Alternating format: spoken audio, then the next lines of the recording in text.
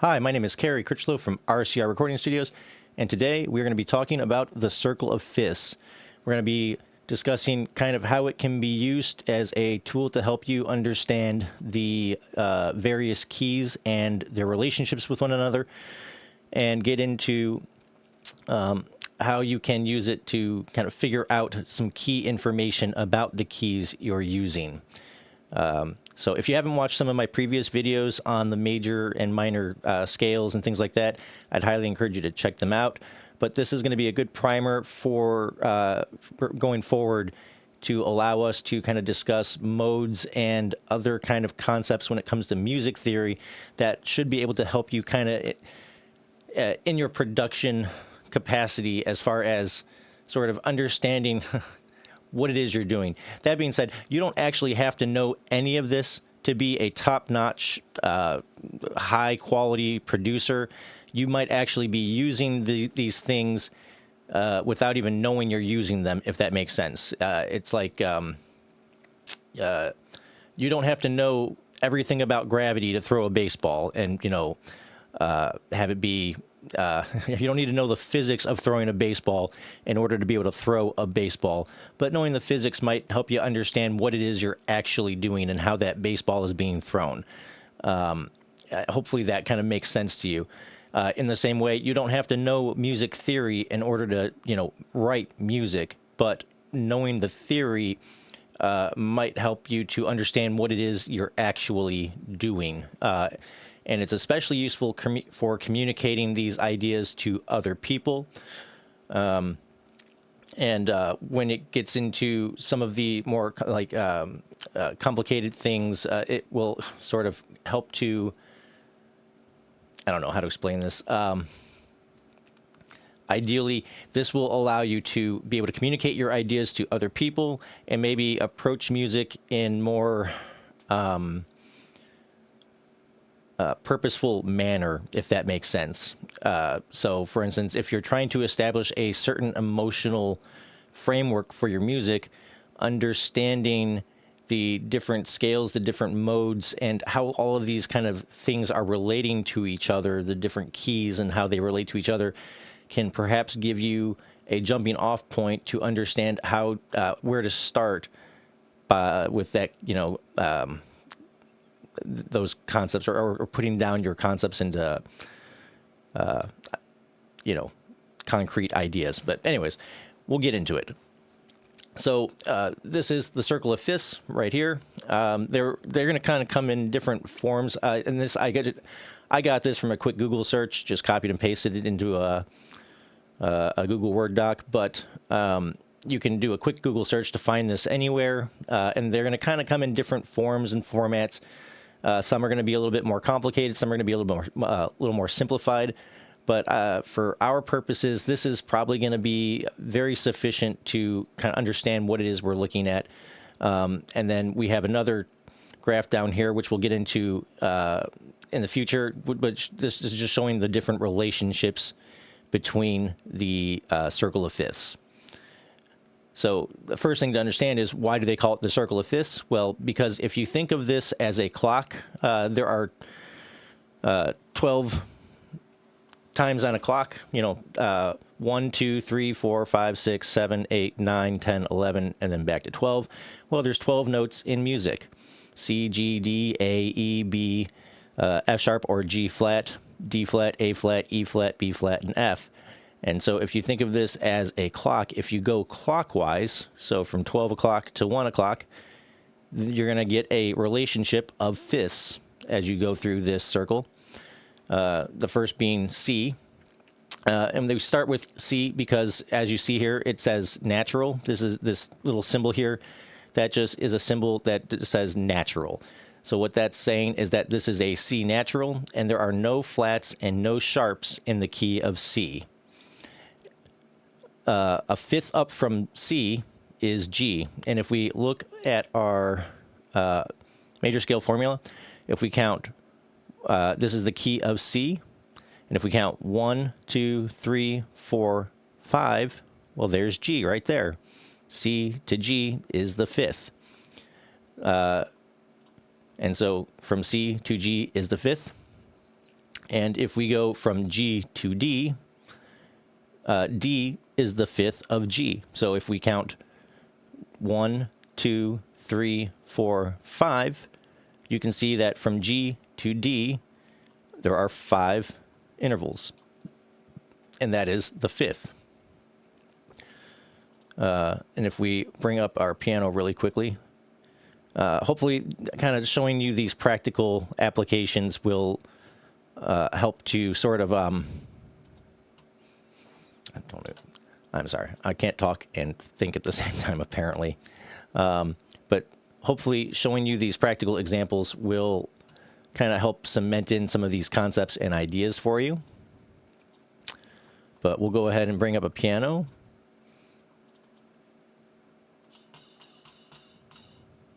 And hopefully this will help you kind of understand what's going on here under the hood. Okay. So here is our C. And if we play our C, that's a C. From C to G is a fifth. The interval is a fifth. And we can play them together. Okay.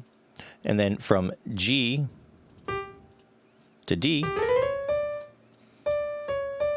is the same relative interval. So from C to G is the same thing as G to C. It will give you the same sort of sound as going from C to G. The intervals are the same. The relationship between the fifths are the same. So if I were to play this G to a D, it's going to sound very similar from playing a C to a G.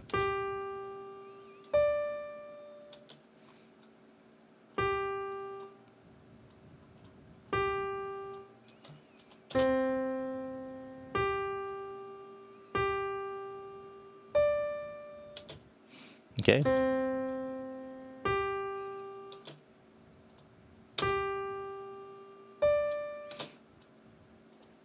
All right, so C to G is a fifth, G to D is a fifth, D to A is the fifth, and so on and so forth. So all of these are a fifth apart from one another until we come back to C. So C to G is a fifth, G to D is the fifth, A is the fifth of D, E is the fifth of A, B is the fifth of E, G flat or F sharp, and we'll get into why you might choose one over the other, or why they're labeled these kind of ambiguously here. We'll get into that in the future, but G flat or F sharp is going to be the fifth of B. A D flat is going to be the fifth of G flat. F sharp is going to be the fifth of B.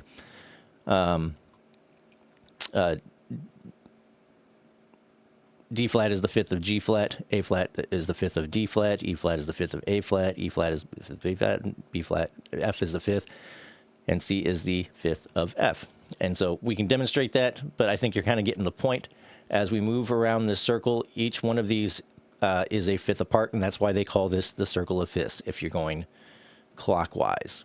Now, if you go counterclockwise, it's going to be a fourth. So from C to F is a fourth. And if we look at our thing here, you see 1, 2, 3, 4.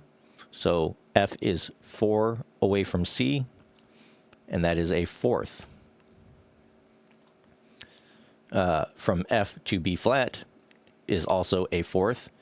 If we count 1, 2, 3, 4. Now this is a B natural, but in the key of F, this would actually be a B flat. And if you've watched some of my previous videos, you'll understand how you can get to that, how you can arrive at that conclusion and why that is. But from F to B flat is 4. 1, 2, 3, and 4. And so on and so forth, right? So if you move to the left, the relationships are fourths. If you move to the right, the relationships are fifths. And they're fifth away from each other. One other thing that this particular diagram is going to help us with is you can also figure out what the relative and parallel minors are at a glance. So for instance, on the outer row here, are the major scales, the major keys, and the inside here in green is the minor keys and their relationship with one another. So the relative minor of C is A, and what that means is that they share the same key signature. There are no sharps or flats in the key of C, and there are no sharps or flats in the key of A minor. They relate to each other. They are relatives of one another because they share the same key signature, right? So if you're playing in A minor, you're not going to have any sharps or flats, and if you're playing in C major, no sharps or flats. If we move up to G, you're going to see that it has one sharp in the key of G, and in the key of E minor, which is the relative minor to G, there is one sharp. They share that in common. They are related to each other. So E minor and G major are relative to each other. They relate to each other because they each only have one sharp. If we move over here to the left, the key of F has one flat in it, and the key of D minor has one flat in it. They are related. And so you can quickly figure out what keys are related to each other, or how many sharps or flats are in the keys with this graph at just a glance, right? So if we look here at A, for instance, we can quickly tell that in the key of A, there are 3 sharps, and that its relative minor is F sharp minor, and that F sharp minor will also have 3 sharps in it. And then here it'll tell you what sharps and flats are in it. Not all circle of fifth diagrams will give you all of this information. That's why I chose this one specifically. But it will also tell you what sharps and flats are in it. And so you can kind of start quickly at a glance understanding the relationships between the keys, how many sharps or flats, and that can and what different keys have in common. So, for instance, A and F sharp minor, or for instance, C flat major and C minor, they both have 3 flats in them, and they're relative. You also have, at a glance, the parallels. So a parallel key is essentially a C major. The parallel minor to C major would be C minor. So all you have to do is take this C and make it minor, and that is its parallel. You can think of it also as the parallel minor to C is this C minor over here, right? And so if you go from 12 o'clock to 9 o'clock, you're going to get your relative, your parallel minor, right? Or you can kind of skip. So like 1, 2, 3. So C minor and E flat are, C minor and C major are parallel to each other, meaning they're going to share some of the same notes, but not all of them, right? Because C minor is a minor scale and C major is a major scale.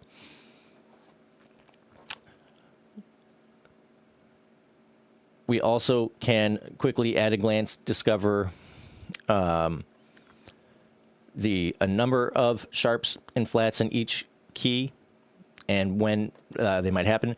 Now, I added this thing here. This is so that if you don't read sheet music, you can kind of at a glance understand which sharps or flats are going to be included in each key pretty quickly. So we have the order of flats and the order of sharps, and how this works is if we were to, for instance, take the key of F, it has 1 flat. Well, if a key has 1 flat, it is going to be it's going to absolutely at 100% of the time be a B flat. If we're talking about major and minor keys. Now, if we're talking about like melodic minor and harmonic minor and stuff like that, this may not apply. I'm not 100% sure. I'll have to look into that.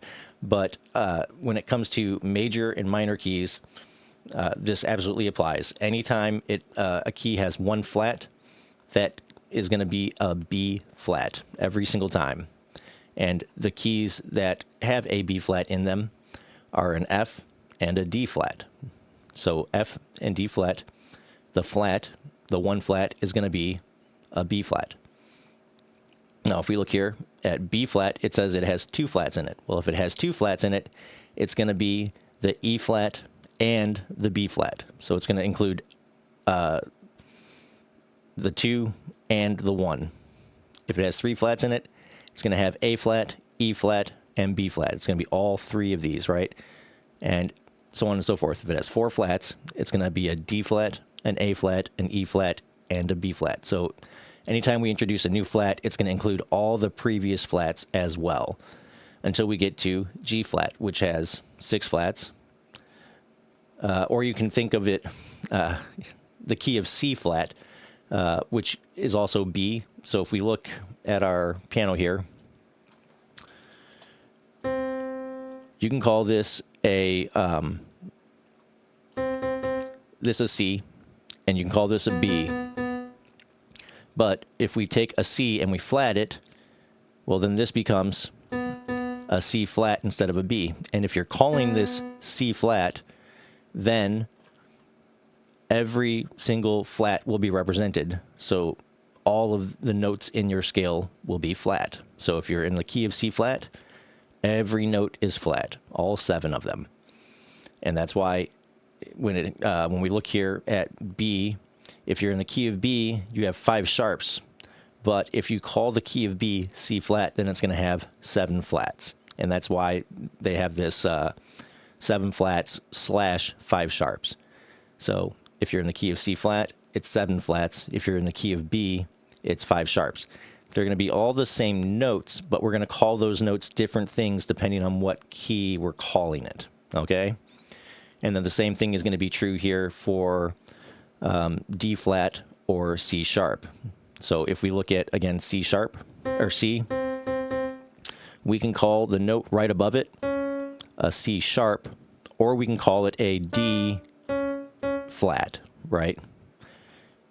And depending on which one we want to call it, if we call it D flat, then it's going to have 5 flats in it. So G flat, D flat, A flat, E flat, and B flat. If we call that same thing, it's going to have all the same notes. Everything is going to sound exactly the same, but we're just calling it something different. If we call it C sharp, then this key is then the key of C sharp is going to have 7 sharps, which means it's going to have every note be sharp.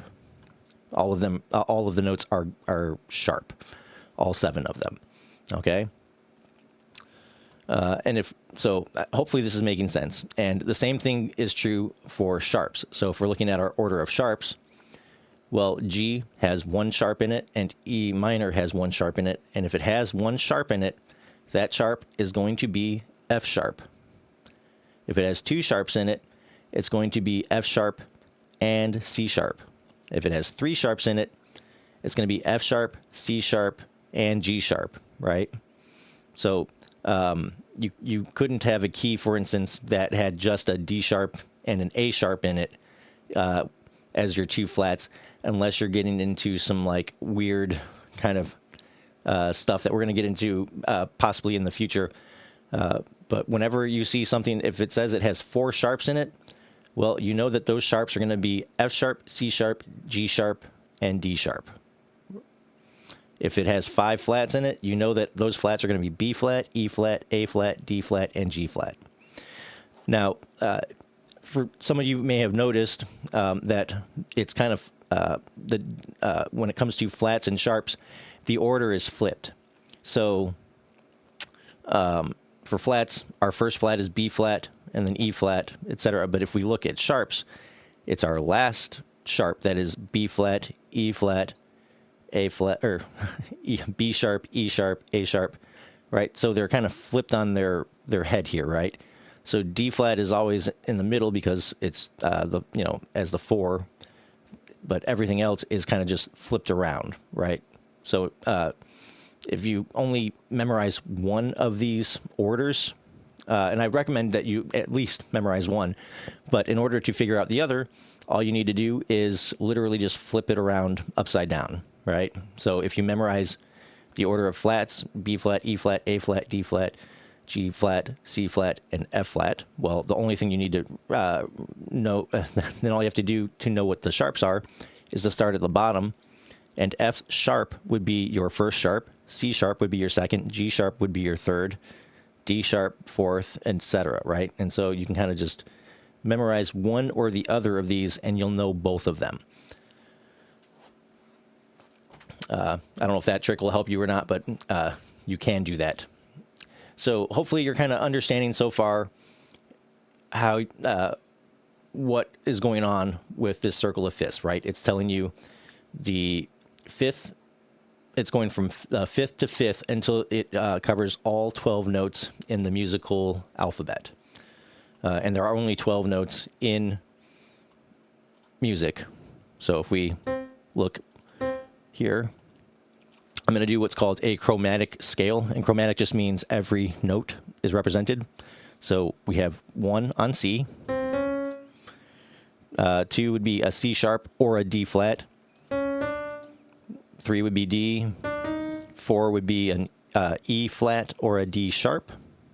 5 would be E. 6 would be an F. 7 would be an F sharp or a G flat, depending on what key you're in. Then we have a G sharp or an A flat. Then an A. Then we have a B flat or an A sharp. Then we have a B, and that is 12 notes. And then we end back on our C. So from C to B, every single note being represented, there's 12. 1, 2, 3, 4, 5, 6, 7, 8, 9, 10, 11, 12. And then we start right back again at 1. And then it's just an octave higher, or, you know, the same pitches start over again, and you can keep going and going. But here's what a chromatic scale would sound like. And that's just, chromatic just means every note in the alphabet.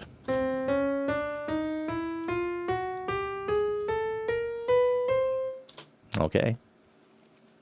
And they're all half steps away from each other. So like this would be a 12-note scale with all half notes as your formula. All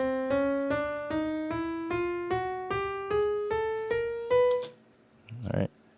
Well, these are the 12 notes of our musical alphabet, and they will all relate to each other a fifth apart until we head back to C. And we can demonstrate that as well. We'll probably want to start a little bit lower here, but we go, actually, let's start very low, because we may run out of room. But if we start on C, and we go to G as the fifth, and then D as another fifth, then A as a fifth, and then E as our next fifth,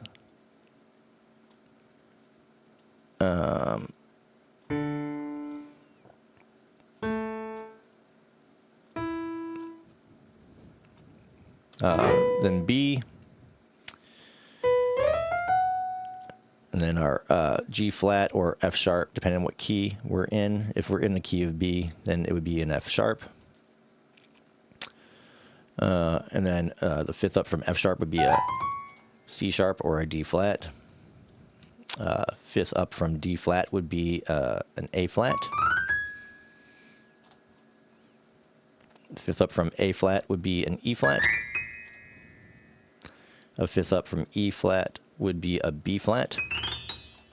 And a fifth up from B flat would be F. Yeah, we ran out of notes. So let's move this all down an octave, and hopefully we'll get to it all. But as you can see,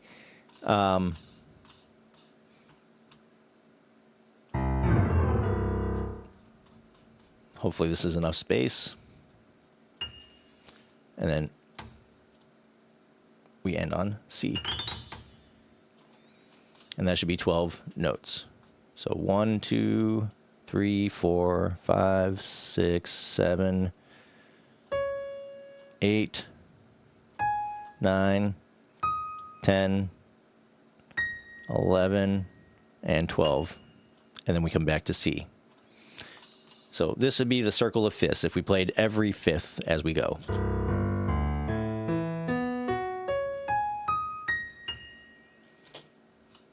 All right.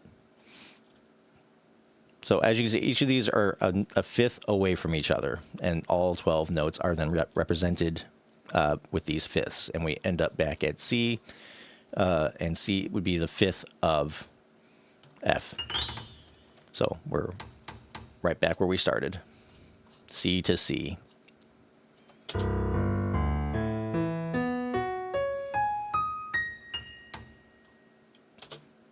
Okay.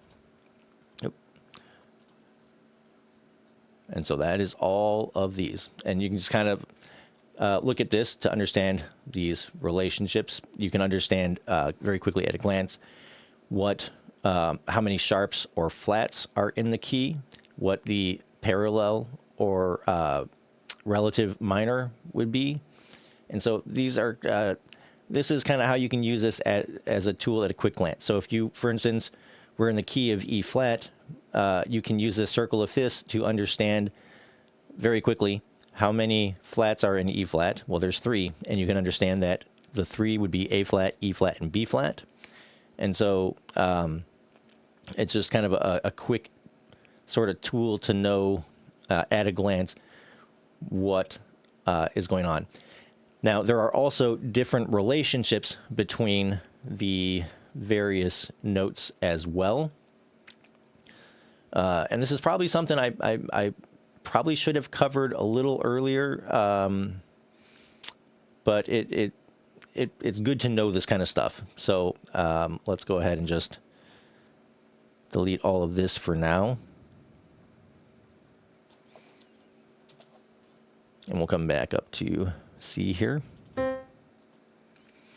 Now, no matter what note you're starting on, and the note you're starting on would determine like the scale you're on, you're using. So if you start on a C, you're either going to be in a C major or a C minor scale, or something relating to C. It could be C Lydian, C Dorian, whatever. But your root note would be your one note would be the C. Now, if we look at our major scale, you can see these numbers represented. So we have a 1, a 2, a 3, a 4, and they each represent a note here. Well, if 5 is the 5th, 4 is the 4th, you also have thirds, seconds, sixths, sevenths, and you have flat or sharp variants of each of these, or you can think of it as minor or major variants of each of these.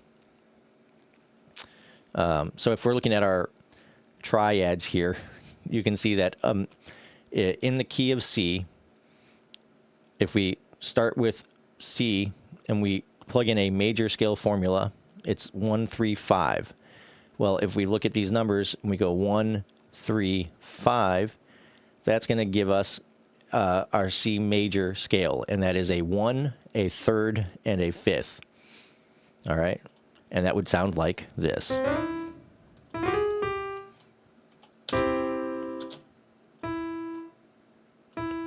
So that'd be a C major chord. A 1, a third, and a fifth. If we look at this minor, it says it's a 1, a flat 3, and a 5. So a flat 3 or a minor third. Well, if we take this E and we flat it, we make it minor. This becomes a C minor chord.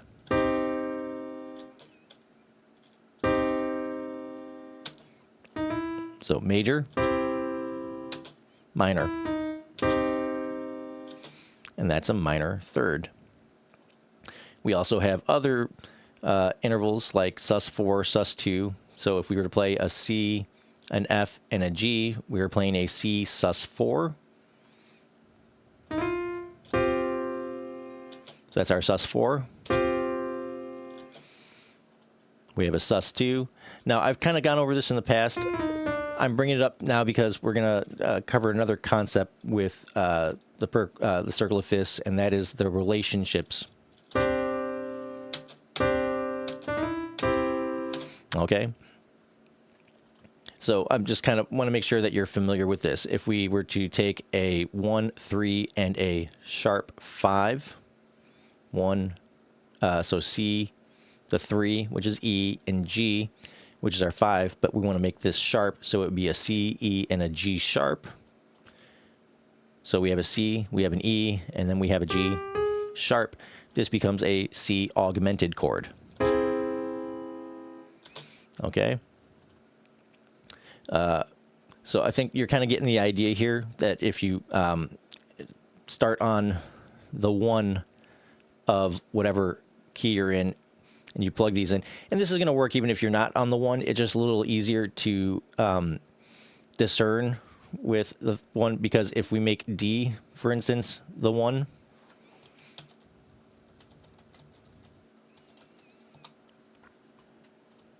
well, this is a D minor, which means that this F, this 1, 3, 5, this F is actually a minor third or a flat third of D. So in order to make this D major, we would make this an F sharp. So D, F, and A would, D, F sharp, and A would be a D major.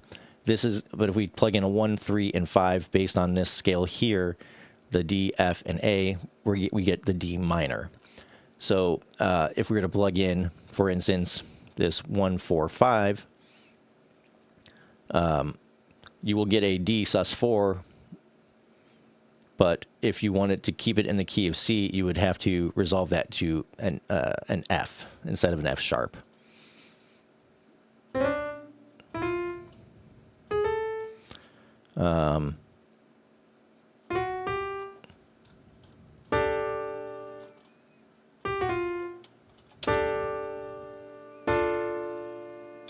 All right, because we're in the key of C. There are no sharps or flats in the key of C. And so you can use these formulas to figure out the various things, but because you know that the D is a minor in the key of C, you know that that F is a flat third. It already is a minor, all right? You don't have to re-flat this F. And if you were to do like Phrygian version of this D minor, well, it would be a 1 flat 2, and because what? So hopefully this is making sense.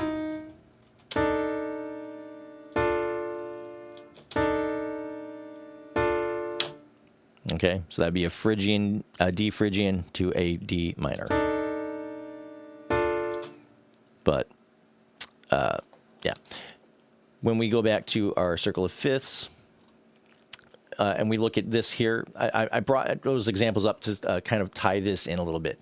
This is going to be the relationship between your different notes, all 12 of them, right? So in music, we call this P stands for perfect, okay? And in music theory, there are 3 perfect pitches: the 1, the 4, and the 5.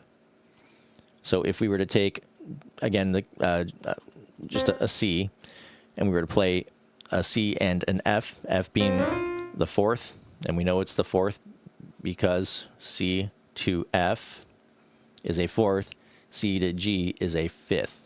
So going left is 4ths, going right is 5ths. So, and that shows you here. If this is the 1, and right now we're calling this C, this can be any of your notes as your starting relative pitch, but it's going to be the 1. In this case, we're just going to, instead of saying 1, we're going to say C. Instead of saying 5, we're going to say G. And instead of saying 4, we're going to say F. Okay? It's kind of, this is can be a little mathy, I guess, in some regards. But the 4th is going to sound like this. Or the relationship.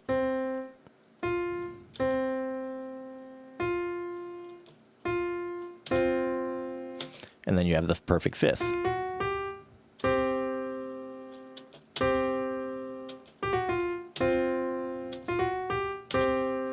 Okay? So you have those relationships, the 5 and the 4. The perfect 1, the perfect 5th, and the perfect 4th.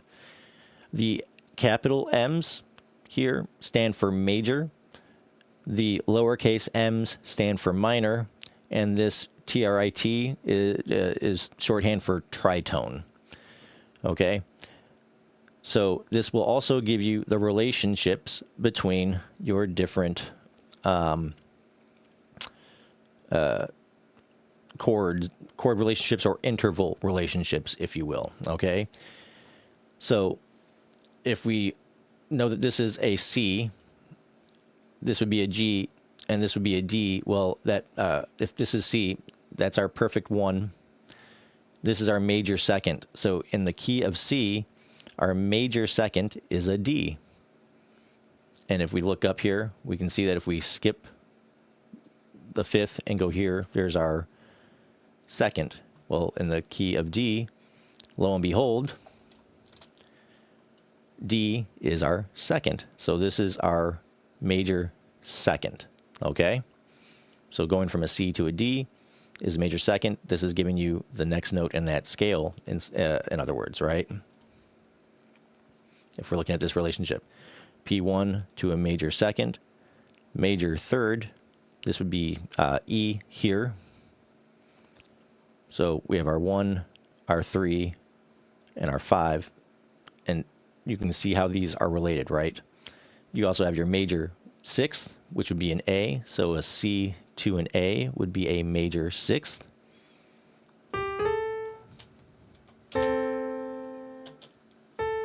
Or, okay, and so you these are also the related relationships. So we have C to D, which is a major second.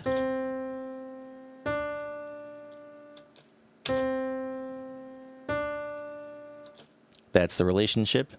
We can do the same thing in any key, but we're going to start with C, and then maybe we'll do a couple other keys so that you can sort of understand how this is working. But C to D, that is a major second. It is the second note, or the second interval in our C major scale. Then we have the major third.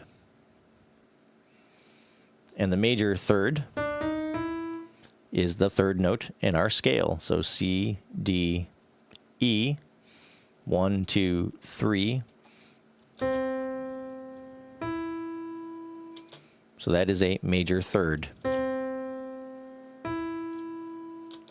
Then we have our perfect fourth at F, which is our fourth interval.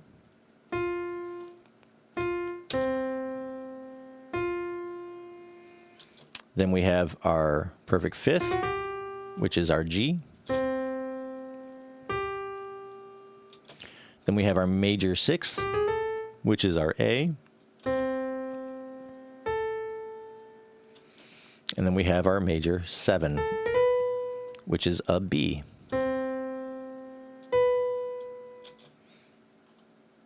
And if we look at our relation wheel, now this is like, if you think of this as you plug in this C as the 1, G as your perfect fifth, D as your major second, A as your major 6, E as your major third, and B as your major 7, this is giving you all of the notes of your major scale. So C, D, E, then F, G, A, B, and then back to C.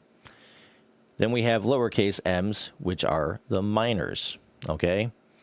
So we have the, again, if we're calling P1 our perfect one a C, then our minor third is going to be that E flat. And if we look up here at 9 o'clock, C to E flat, right? And so C to E flat is our minor third, and you can kind of see how this relationship works. So C to E flat, this is going to give it a minor tonality, because remember our chord formulas. A minor is a 1, a flat 3, and a 5. And in C, that would be a C, an E flat because we take our major chord and we flat the third to an E flat. And G, that's going to be a C minor. So if we take C to E flat, this is a minor third.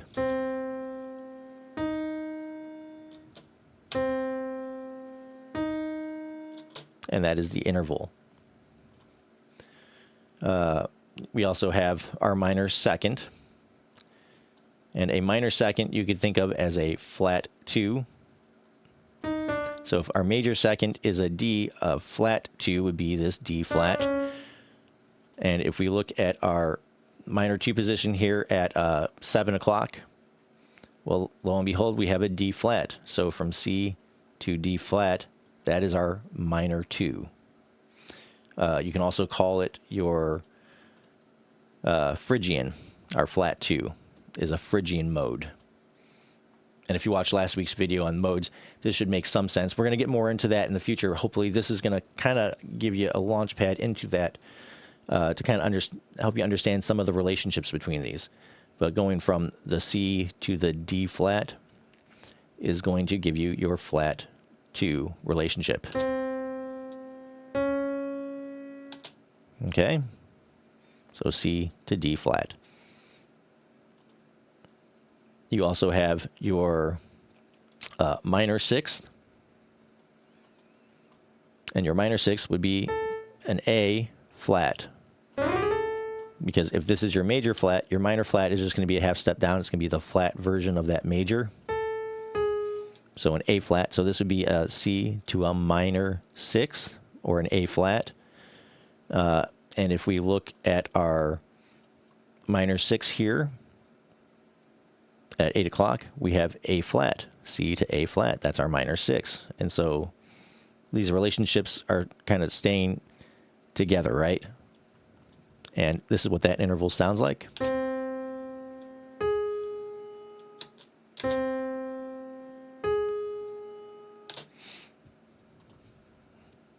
Then we have our minor 7. And our minor 7 would be the B flat.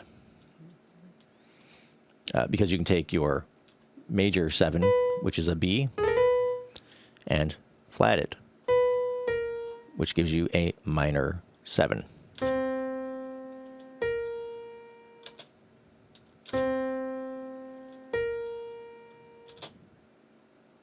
Okay, so hopefully this is all making sense. You can see the relationships between everything. Oh, I guess we also have a tritone, which would be 1 o'clock and 6 or 12 o'clock and 6 o'clock. So C and G flat or F sharp, whichever you prefer, whichever key you're in. So that's what a tritone sounds like.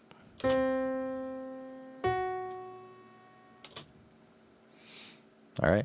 And so the circle of fifths will give you the relationship between all of these values.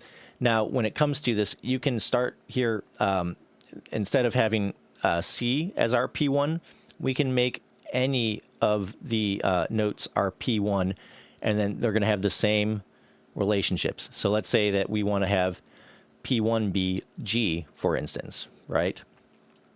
So we're going to put G here at 12 o'clock. And so you can kind of think of this as just shifting every letter over 1. And G will be right here in the middle as our P1. Well, directly to the right of our G would be our perfect fifth. Directly to the right of our G is D. So D would be our perfect fifth in the key of G. So if we start on G, we have our D as our perfect fifth. Okay. And if we're looking at the key of G, we can really quickly just, I guess, do a chromatic version of this.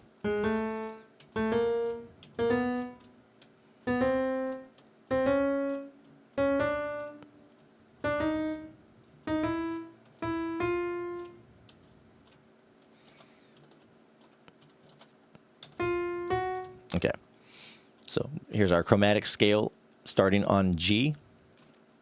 So we have G as our 1. We have a a G sharp or an A flat here as our minor second. And if we were to look at our circle of fifths, if we look at G as our P1 and we go to our minor second at 6 o'clock, well, because we've put G here and we look at our circle of fifths, everything's going to be shifted over to the right or 1 over clockwise.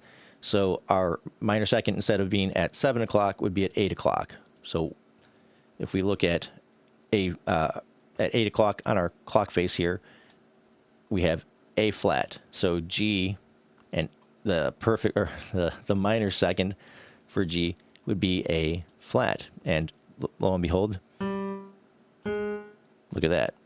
There's our perfect fit, our minor second relationship right here. G to A flat. Okay. And if we were to want to find our major second, well, we're just going to look at to the right of our perfect fifth would be our major second. And if we're shifting everything over our major second to G is going to be A, right? Hopefully this is making sense. I wish I could kind of show you in a more an easier manner maybe, but if we're calling G the 1, we're putting the G here. That means that G, D, A, E, B,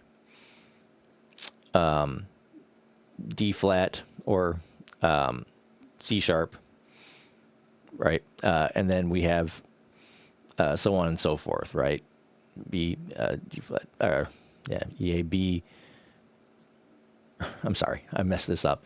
G, D, A, E, B, yeah, and then F sharp or G flat.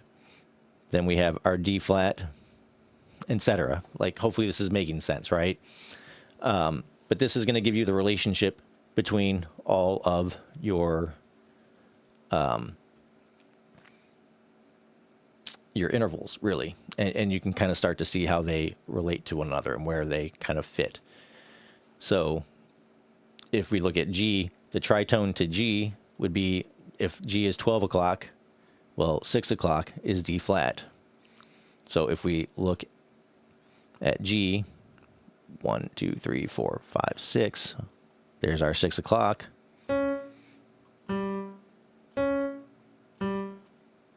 There's our tritone. And so you can kind of figure these intervals out as well. Or you can write out a scale if you want, like this chromatic scale, for instance. So we have our 1, we have our minor second, our major second, our minor third, our major third, our fourth, our tritone, then we have our fifth, then we have our minor 6, our 6, our minor 7, and then our 7, and then we're back to G again. So hopefully this is making sense, and you can kind of see how the relationships between these all kind of work out, right? And, you know, and the same thing would be true for A. So if A is 12 o'clock, our tritone would be E flat. And then our minor second would be, you know, this B flat. We'd have our major second as being the this B, right? Because this would be 12 o'clock, 1 o'clock, 2 o'clock. 2 o'clock is going to be our major second. 3 o'clock is going to be our major 6. So if this is 12, 1 o'clock, 2 o'clock, 3 o'clock, this is our major 6, just like right here. So you can do this with any of these notes. Just make whatever note you hear that you want 12 o'clock, and then you can figure out from there what the intervals are based on this relationship. So 1 o'clock is your perfect fourth, 2 o'clock is your major second, 3 o'clock is your major 6, 4 o'clock is your major third, 5 o'clock is your major 7, your 6 o'clock is your tritone, 7 o'clock is your minor second, 8 o'clock is your minor sixth, 9 o'clock is your minor third, 10 o'clock is your minor seventh, 11 o'clock is your perfect fourth, and then you're back to your 1. And this will give you all of the relationships between the different notes, whether they happen to be major seconds or minor seconds, major thirds, minor thirds. And so this is where the circle of fifths can kind of come in handy, helping you to figure out what the relationships are between the different notes, whether or not you have sharps or flats, and what those sharps or flats are, and what your relative and minor or relative and parallel chord or scales are. So like for you have your C major and your A minor, you have your G major and your E minor, D major and B minor, so on and so forth. So hopefully this is all making sense, and you're kind of understanding the relationship between these different concepts. One other thing we may want to touch on, just to kind of hammer things home a little bit, is if we look at our major scale, if we have a D as our second, well, then our minor second is just going to be whatever that second is down a half a step, or a flat.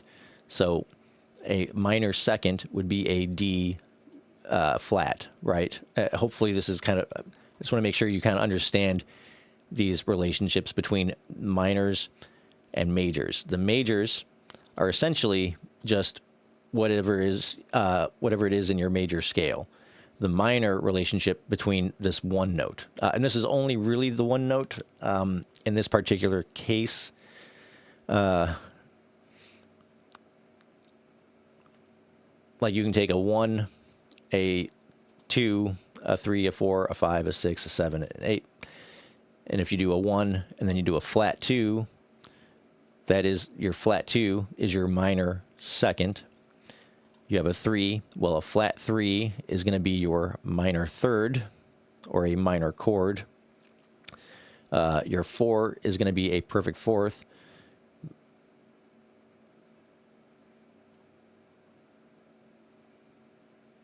And a flat 4 is really just going to be a major third. So you can't really have a minor fourth, because your minor fourth is really just a major third. They're the same thing, right? And so there's no real reason to have a minor fourth. That's why you don't see a flatted fourth, generally speaking, when you're coming up with chord progressions. Because if we were to say, take the C again, well, if you have a fourth, which is F, and you were to flat it, well, that just makes it an E, and this is your major third.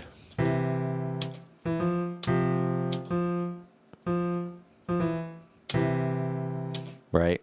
And so there is no like minor fourth. If in case you were kind of wondering why there's no minor fourths and there's no minor fifths, or or kind of like major, or like minor fourths or minor fifths. If you have a minor fifth, well, that's just a tritone.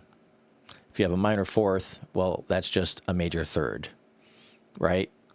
So that's why 1, 4, and 5 are kind of special cases. 1 is just whatever note you're starting on.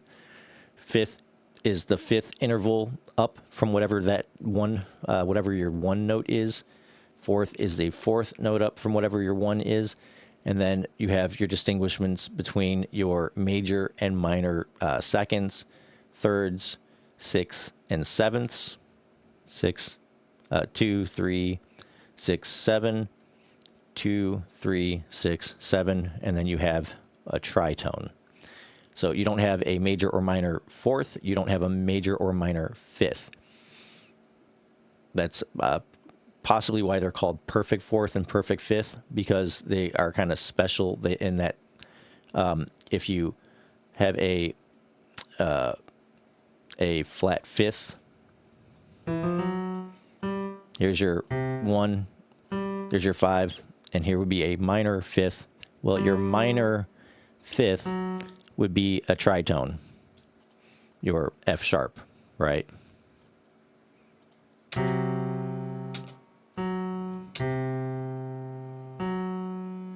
Okay, so we're not calling this a minor fifth, we're calling this a tritone. And if you were to take a sharp fifth, a sharp 4 would be a tritone, a flat 5 would be a tritone, and then a sharp fifth would actually just be a minor sixth.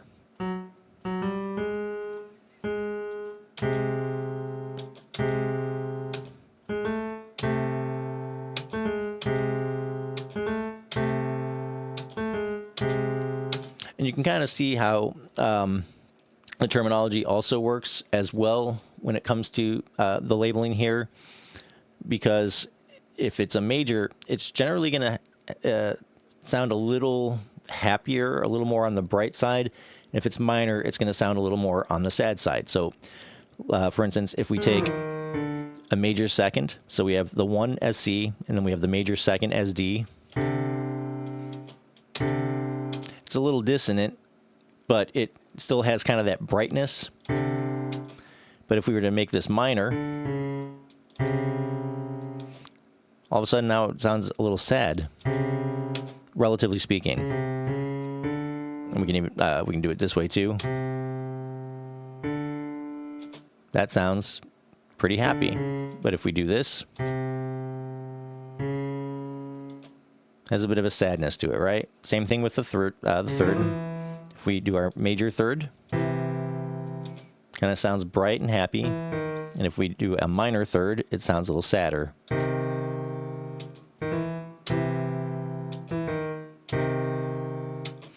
Okay. Perfect fourth is going to sound kind of happy and bright. Our perfect fifth, happy and bright. Our tritone, just kind of weirdness. We have our major 6 and our minor 6.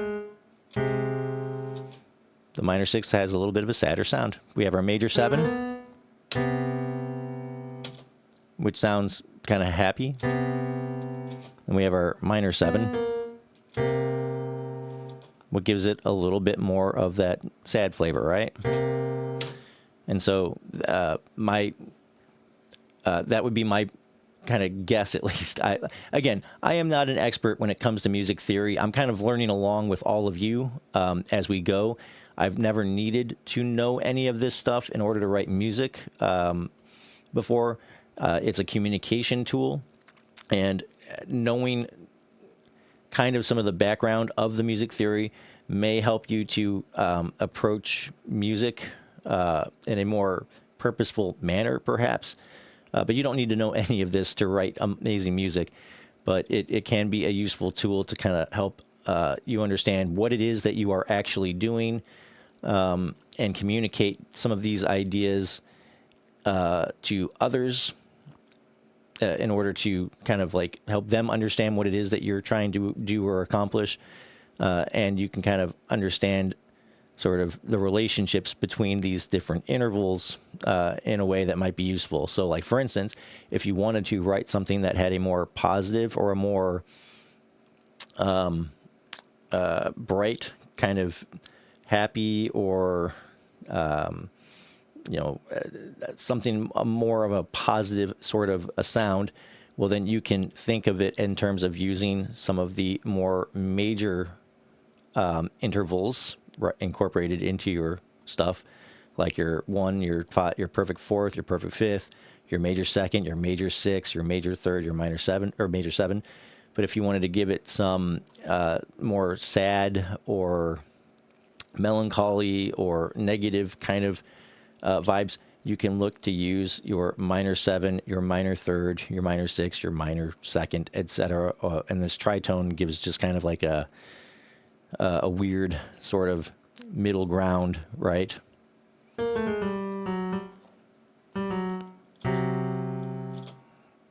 I don't know. In some cases, this can sound kind of happy to a degree, because this tritone is technically your Lydian scale. So if we were looking at a Lydian chord,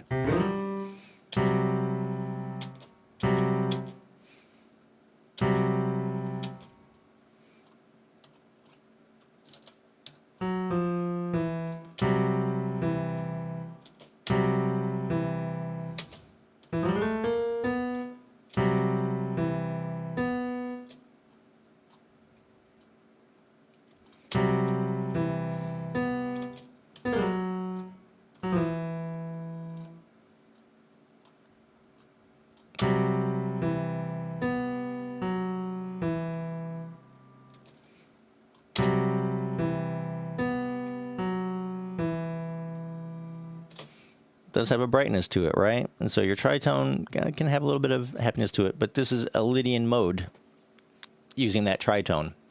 And if we look at our music modes here, or our major modes anyways, like again, there are, you can apply modes to any scale you want. These are the major modes that we're looking at, so which means they're based on the major scale.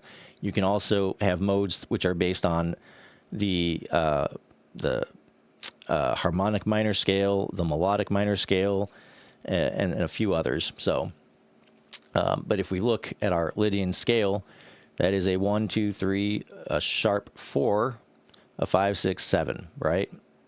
And that is going to give you your C Lydian scale, or your Lydian scale, but we have a C Lydian and an F Lydian as examples here. But in C, having that F sharp or that tritone in there, right? That sharp 4, that's going to give you that kind of bright Lydian mode. Whereas if you are using a flat 2,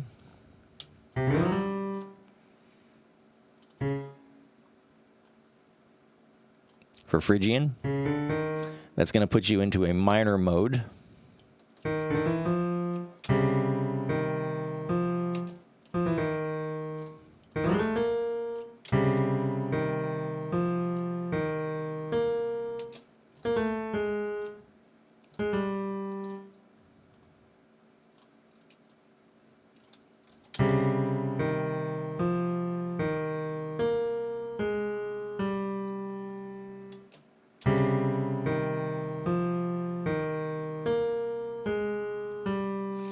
And so if we're using the Phrygian mode with that minor second or that flat second, and flat 3, so we have the E in C instead of E.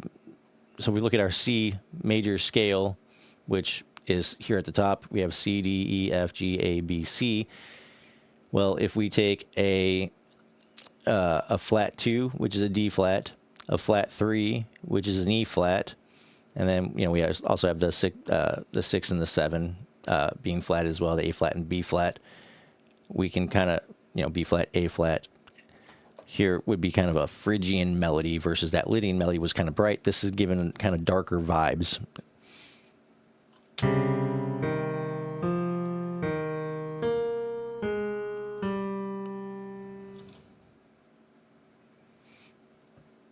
And so you can sort of use this circle of fifths to understand the relationships between the 12 notes of the musical alphabet, or 12 notes available to us in music, whether they are perfect ones, perfect fifths, perfect fourths, whether they're major seconds, major six, minor six, etc. You can understand at a glance how many sharps or flats, and you can kind of memorize either one or the other of these and just kind of flip them upside down in order to understand which sharps or flats belong in which key. If you're not good at reading like sheet music here, as this is pointed out, it will also tell you how many of these sharps or flats are in key, which will tell you which sharps or flats belong in that key based on the order. And so the circle of fifths can be a useful tool to help you kind of understand at a glance very quickly information that so you don't have to maybe write all of this out every time you want to try a new key out or try different interval or relationships out. You can kind of sort of just glance at this circle of fifths, and it will give you a lot of information at a glance so that you don't have to think too hard about it. Now, of course, this is going to require some memorization, obviously. But once you have kind of gotten some of that memorization down pat in your head and you can recall it relatively easily, this will be a very useful tool going forward. Like you can just say, well, if I'm in the key of, if I have three, you might even do it, like think of it this way. If three of my notes are flat, well, that means I'm in the key of E flat. Well, if we're looking at our modes and we find out that, for instance, our Aeolian scale has 3 flats in it. If we're in the key of C, well, or not key, if we're using C Aeolian, C, D, E, F, G, A, B, C, well, we know that C Aeolian is in the key of E flat because it has 3 flats in it, right? And that makes sense because Aeolian, if we're in the key of E flat, well, the Aeolian mode is the 6th mode, or the relative minor of that mode, and so C Aeolian is the relative minor of E flat major, and so these kind of concepts all connect, right? Just like you know that C major and A minor are relative to each other, and if you are in Aeolian, because remember, Aeolian is basically just the natural minor scale, right? So if we look at the Aeolian scale here, A, B, C, D, E, F, G, A, in the key of C major, and we look at our minor scale formula here, we have A, B, C, D, E, F, G, A. Well, that's the natural minor scale, right? And so the natural minor scale, the relative minor of A minor is, or of C is A minor. It has all the same notes in it, no sharps, no flats. So you can use this very easily once you kind of understand some of these concepts, and as it relates to modes as well. So, for instance, another way to look at this is that if we are in the key of C Lydian, well, it's got 1 sharp in it, which is an F sharp.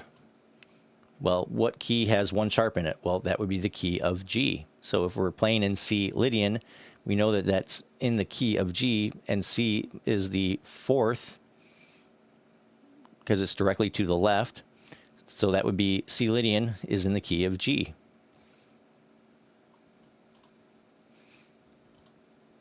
We could say that because this has this Locrian mode here has 3 flats in it. Well, what key has 3 flats in it? Or 5 flats in it.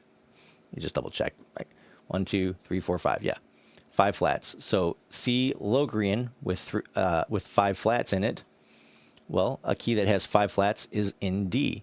So C Lydian or C Locrian is in the key of D flat, and it's the 7th mode of D flat.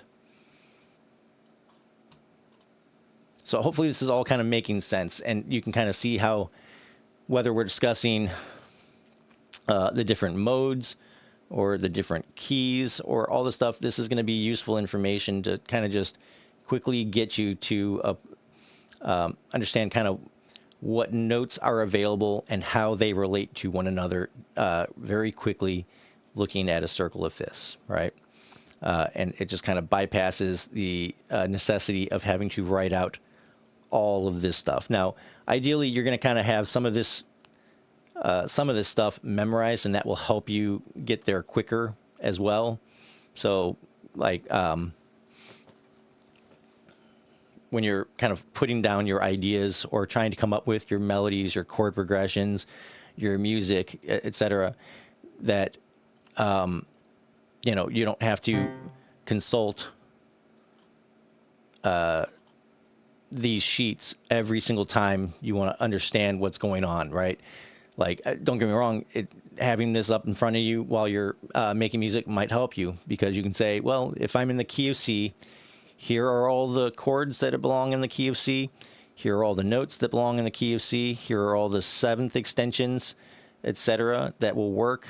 And you can kind of understand that if you start plugging these chords in together in various combinations, that anything that all of this stuff works together very well. But there's more to it than that as well. You can start getting some different flavors, some different colors, some different emotional vibes when you start kind of understanding the relationships between things. So, like, for instance, if you're in the key of C and you want to have a Lydian feel, well, you can just use an F Lydian scale over C, over your C chord, and that will give you, or over your F chord, rather, that will kind of give you sort of your feel. So if we have an F major here,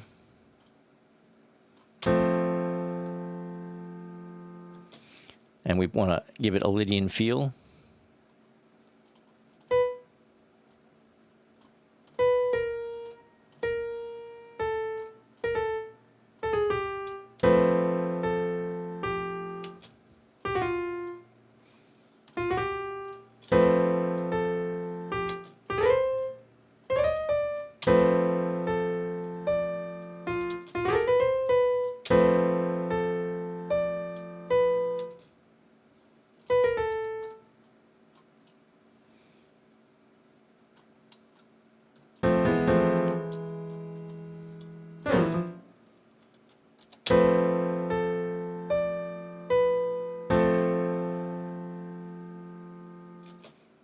right?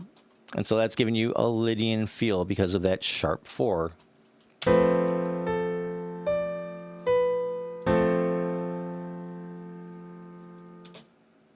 Over this F chord in C major, and we're using all the C major notes. And so hopefully this makes sense. Now we're going to dig more into modes going forward next week, and trying to kind of help you understand how to use them, when to use them, how they work, because I'm not going to lie, sometimes in my eyes, if I'm playing a C Lydian, what's the difference between playing C Lydian or just saying I'm in the key of G sharp? Well, both are kind of true at the same time, right? And so if you want to give things that the feel of your different modes, whatever that mode is, whether you want to, give it an Ionian, a Dorian, a Phrygian, a Lydian, Mixolydian, etc., the feel of these kind of scales, we'll get into how you can do that going forward, and kind of opening up some more musical, emotional expressions kind of with these chords, and understanding how they can be used to create and craft different emotional vibes, right? But for now, I think we're going to leave it at that. Hopefully you understand what the circle of fifths is, why it's called the circle of fifths, and how you can use it as a tool to kind of glean a lot of information at a glance, right? And also kind of understand the relationships here.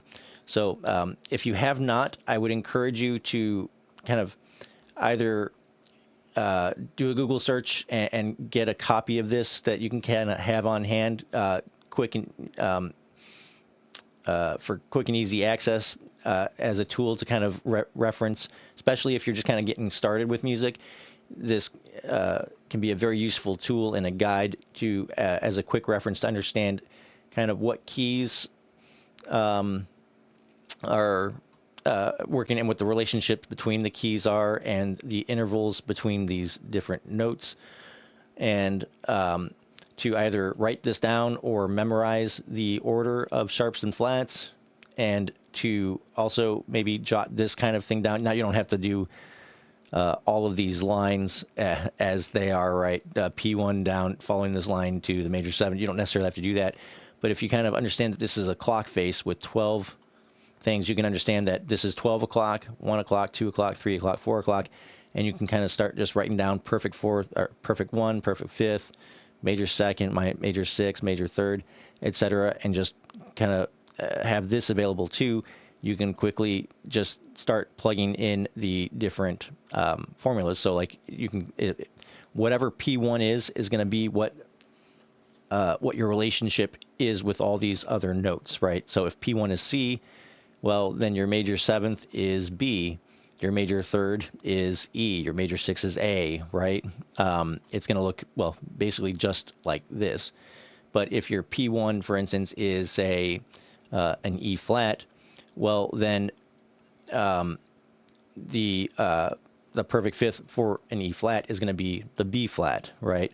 Your major 2nd for E flat is going to be your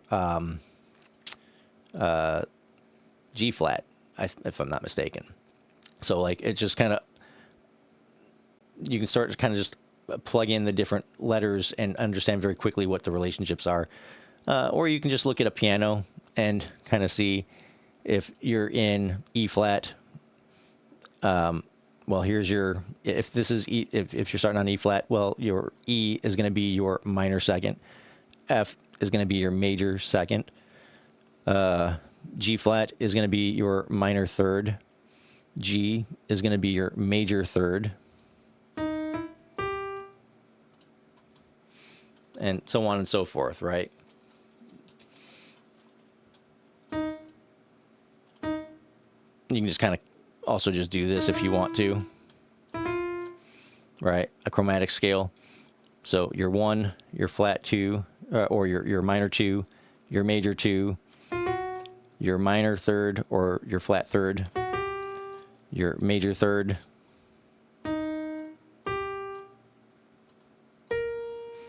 right? And you kind of start to understand very quickly how you can kind of figure all this stuff out. So anyways, we'll leave it there. Like I said, feel free to write this stuff down, or, you know, do a Google search and, you know, find a copy of this that you can kind of have quick at hand. And this will be, I think, a useful tool for kind of understanding what's going on under the hood at a glance, right? Again, you don't necessarily need to know any of this or memorize any of this in order to make fantastic music, but whether you are aware of it or not, you are using this to make music, right? And this is kind of, again, understanding what it is you're doing. I'll bring up my baseball analogy.